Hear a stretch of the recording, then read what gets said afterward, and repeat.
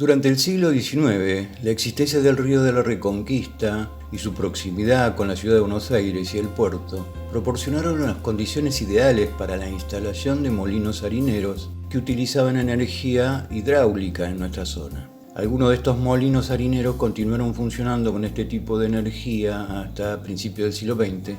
pero no tardaron en ser reemplazadas por vapor o por electricidad. En una sala del Museo Histórico Municipal de Moreno se conserva un motor a vapor del molino harinero Moreno, fabricado en Hamburgo en 1888, que fue adoptado como fuente de energía alternativa durante los periodos de seca, cuando el caudal del río era muy escaso. Tomás Budwein, en su libro Viaje al Plata, relata un viaje de Buenos Aires a Merlo en septiembre de 1861, desde donde se trasladó hasta los molinos del Río de las Conchas, que era la antigua denominación del actual Río de la Reconquista, y elogiaba las máquinas que ellos poseían. En su libro dice: hicimos un delicioso paseo a caballo por las inmediaciones durante algunas horas, pasando por una hermosa casa de campo de la familia Alcorta, y visitamos lo que es considerado como una gran curiosidad en el campo, ya que algunos franceses emprendedores han edificado un gran molino de harina al borde de un arroyo y por medio de una represa en la corriente han obtenido una fuerza poderosa que hace girar la rueda. El costo debe haber sido grande porque la maquinaria era de primer orden. Bueno, ya en este momento el molino harinero no era el único sobre el río, ya que en 1865 funcionaban los molinos de Podestá, que hoy sería Lago del Bosque del lado de Merlo, y también el de Langevin y compañía a la altura de Campo de Mayo. También cabe mencionar el molino de Cascallares, que se encontraba frente al actual Recreo, en la margen del lado de Merlo. El mismo inglés señala que el ferrocarril estaba produciendo sus efectos naturales. Barracas y molinos de harina estaban surgiendo como hongos en los alrededores de la ciudad. Narrando los orígenes del molino harinero, Juan Carlos Ocampo, en 1990, nos dice que Amancio Alcorta, dueño de la estancia del Paso del Rey, aceptó en 1859 la oferta de dos franceses para implantar a orillos del Río de las Conchas un molino harinero. Este dato es importante en varios sentidos, ya que uno de ellos, Víctor Dabut, será el constructor del puente ferroviario sobre el río y también del edificio de la primera estación de Moreno, que fuera demolida a pocos años de su inauguración en 1872 por causa de una tormenta. Dabut realizará la subdivisión de las tierras de Alcorta, que darán origen al primer loteo del centro del pueblo, alrededor de la estación, que resultará en un gran negocio, obviamente, para Alcorta. El otro socio del molino, también de origen francés, es Pascual Fournot, quien tenía experiencia en la actividad molinera y era el propietario de otros molinos como el de Luján y el del barrio de Constitución en Buenos Aires. Ambos, franceses, influirán decididamente en la manera de hacer negocios de Amancio Alcorta, quien entregó a la sociedad un terreno de aproximadamente 167 metros frente al río por 200 metros de fondo, que limitaba por uno de sus lados con las tierras de Juan Rosario Casco, límite hoy representado por la diagonal La Industria en Paso del Rey. La ventaja de este molino en su momento, además de ser el primero en la zona, era la de poseer una caída de agua poderosa y el derecho de elevar el tajamar hasta los mismos bordes del río. Esto obviamente lo colocaba en una posición ventajosa respecto de otros molinos en los periodos de seca, ya que estos establecimientos debían parar su producción cuando la energía hidráulica de corriente del río disminuía. Al morir Amancio Alcorta el 3 de mayo de 1862, el molino queda en manos de Fournot, quien compra los derechos de las otras dos partes, pasando posteriormente a Mateo Castaño, quien desde 1868 a 1871 fue socio de su hermana Leonarda Lebrero en la explotación. En 1886, los herederos de Castaño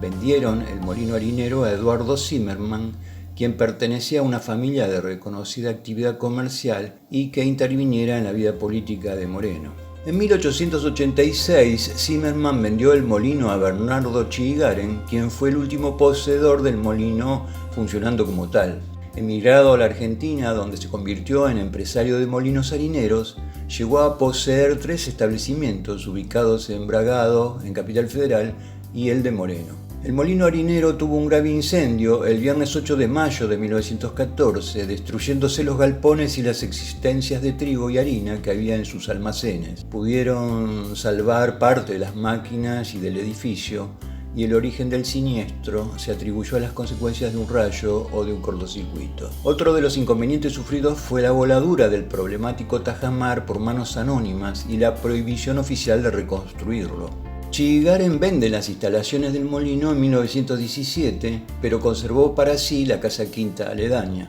Los compradores pertenecen a la firma Zócola, González y de Miguel y compañía, quienes pensaban instalar una fábrica textil que comenzaría a funcionar a fines de ese año. En 1918, la escritura de venta fue hecha a favor de Tercillo Zócola, Justo González, Isidoro de Miguel y Amadeo Regules. En ese mismo año, de Miguel vendió su parte a sus socios. El tajamar del molino fue una obra de gran solidez construido conjuntamente con los edificios principales alrededor de 1860. Según el agrimensor Adolfo Zurdó, en un informe de 1866, el tajamar se componía de una muralla compacta con una compuerta cuyo piso se hallaba a 1,90 m.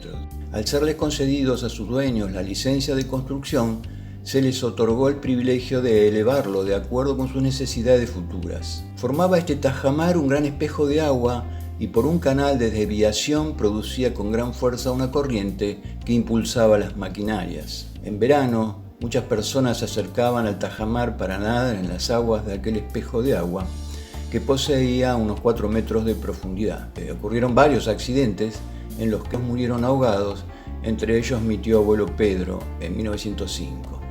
Al instalarse la fábrica textil, se intentó reconstruir el tajamar para el movimiento de las máquinas, pero no se obtuvo autorización del gobierno. Los restos de la muralla fueron utilizados en 1946 para rellenar la calle diagonal de Industria y debieron utilizarse 40 kilos de dinamita para desmenuzar los grandes bloques. De un inventario para su remate, realizado luego del fallecimiento del Corta, se conoce que el molino estuvo dotado, en la época de su fundación, además del citado y fundamental tajamar, de un gran galpón con 4 pares de moledoras, cernidores, limpiadoras y todo lo necesario para el servicio de la maquinaria. Tenía además una casa habitación de material con 4 piezas, horno, caballeriza y un palomar con cuarto en la parte inferior, y además de un gallinero de madera, un corral del mismo material con piso de ladrillo para la crianza de cerdos. A efecto de reunir más información, dado que los datos obtenidos hasta aquí resultaban insuficientes para definir la ubicación exacta del tajamar volado con explosivos en 2 oportunidades, decidimos aprovechar la oportunidad de efectuarse en 1998 una limpieza y canalización del río, llevada adelante por el gobierno de la provincia. Estas obras favorecerían la búsqueda de vestigios del tajamar conservados in situ. Pensábamos que en la profundidad de las aguas la voladura no habría afectado completamente la base del tajamar, debido a la amortiguación que debió producir el agua en el momento de la explosión. En efecto, teniendo a la vista algunos vestigios que asomaban durante las bajantes y siguiendo los trabajos de excavación realizados por la maquinaria a lo largo de un trayecto de unos 100 metros, la pala chocó con los fundamentos y parte de los muros del tajamar totalmente sumergidas. Tales restos se encontraban en la posición original, es decir, atravesando el río, profundamente enclavados bajo el nivel actual del lecho, de lo que se desprende que para su construcción el curso de agua debió ser desviado. Con maquinaria pesada se extrajo, con el mayor cuidado, un tramo de unos 3 metros de largo por 1,20 de alto y por 45 centímetros de espesor, que fue cargado en un camión y depositado en el parque del Museo Amancio Alcorta, donde hoy se expone. A partir de la determinación de la ubicación exacta del tajamar, pudo inferirse la posición donde quedaría dispuesto el inicio del canal que conducía el agua al interior del molino, el cual se encontraba hacia el extremo sur de la actual fábrica textil. En 1997 pude ingresar a las instalaciones de los edificios en compañía de su dueño y del señor Raúl Vigo, y pudimos comprobar, al recorrer el predio, que a unos 50 metros de la barranca, al sur del edificio, se distingue algo colmado por materiales depositados por el tiempo, un cauce abandonado por las aguas que viene del río y se dirige hasta el sector más antiguo de edificios donde se ubica el sistema de molienda. El hecho de que la entrada del canal no se manifieste en la margen misma del río se comprende si se tiene en cuenta los procesos de cambio que deben haber ocurrido en la geografía del sitio a través de casi 100 años desde que el molino funcionara con energía hidráulica por última vez. Este sector del río sufrió decenas de inundaciones, obras para la contención de los desbordes, depositación de sedimentos y además residuos provenientes del crecimiento de la ciudad y la instalación de varias industrias ubicadas aguas arriba. La observación del interior de la construcción, hacia la cual se dirige el canal, y que se encuentra absorbida por el conjunto de nuevas construcciones realizadas a lo largo del siglo XX,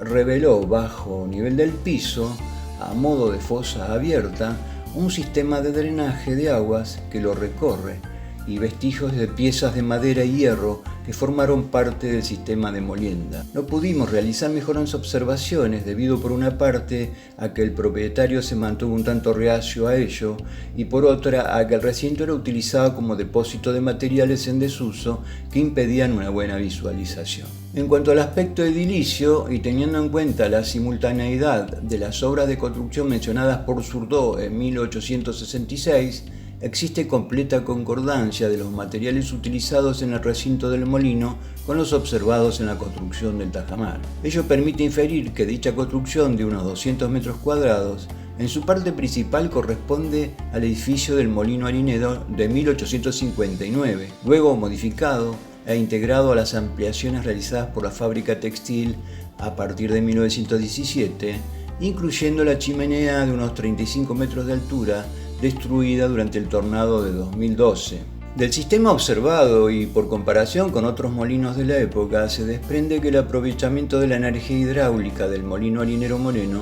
consistía en elevar el nivel de las aguas por medio del tajamar y luego desviar el agua embalsada hacia el edificio del molino por medio de un canal artificial o chifle que, de acuerdo con los trabajos del profesor Carlos Ramírez, el molino harinero artesanal, publicado en Chile en 2003, debía poseer la inclinación no menor a los 30 grados y así obtener que la energía hidráulica se transforme en suficiente energía cinética para producir el movimiento de rotación de los rodeznos en la turbina. El rodezno es una pieza de madera dura con forma de hélice con paletas, atravesada en su centro por un eje vertical que transmite el movimiento giratorio a la piedra molar. El molino Moreno poseía 4 de estos juegos de molares. Bajo cada piedra molar existía otra fija. La fuerza del agua era regulada por medio de una compuerta de madera que desvía el excedente de agua a través de otro canal denominado ladrón. Es decir, que una vez utilizada el agua, esta regresaba río abajo del tajamar. Hasta la tormenta del 4 de abril de 2012 y el hallazgo de restos del tajamar in situ, así como la confirmación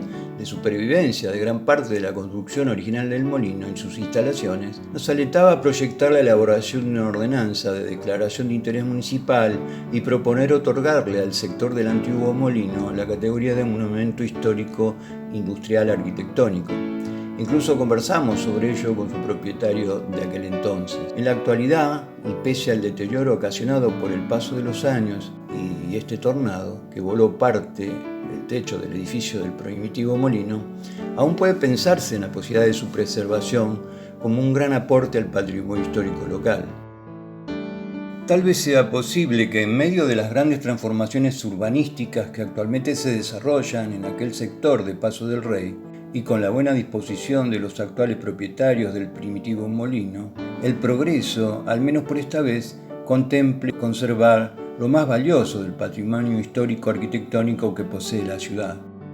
La historia de Paso del Rey no siempre ha sido correctamente interpretada. La influencia del discurso oficial de la historia de Moreno, narrada por los autores conservadores del siglo XX, ha sido determinante para eso. En mi opinión, Alcorta y su estancia supuestamente denominada Paso del Rey no pueden ser considerados como hechos fundacionales de esta ciudad, no solo por disponer su centro y la mayor parte de su territorio fuera de la propiedad de Alcorta, incluyendo el famoso vado que diera el nombre a la ciudad, sino porque ningún acontecimiento histórico explica mejor su origen y desarrollo que la actividad industrial. Primero el molino harinero, luego la fábrica textil que llegó a dar trabajo a más de 200 familias. Hasta la estación ferroviaria y el primer poblamiento estable solo pueden explicarse como consecuencia de la actividad industrial. Tal vez estemos a tiempo de evitar la destrucción de este sitio histórico fundamental.